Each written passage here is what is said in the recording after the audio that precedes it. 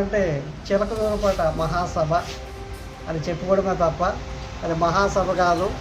యాక్చువల్గా ఒక దేశ ప్రధానమంత్రి వచ్చే ఒక సభకి కావలసినంత గ్యాదరింగ్ అయితే కాలేదనే చెప్పుకోవచ్చు. ఎందుకంటే ఎదురు చూసుకోవాలంటే ఒక దేశ ప్రధాని, అందులో ఒక అంతర్జాతీయంగా పేరు పోసినటువంటి ప్రధానమంత్రి మోడీ గారు వచ్చిన సభకి సుమారు 10 లక్షలు 15 లక్షలు అని చెప్పుకోవడమే తప్ప లోపల సుమారు 50,000 మంది కూడా లేరనే చెప్పుకోవచ్చు.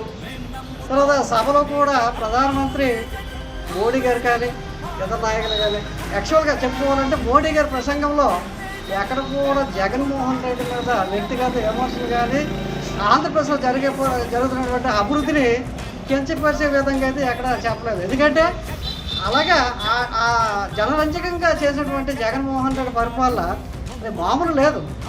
ప్రతి ఒక్కరు కూడా దేశ అనుభవం నుండి కూడా దేశ రాష్ట్ర ముఖ్యమంత్రులు ప్రతి ఒక్కరు కూడా ఈయన వంక చూడవలసిందే.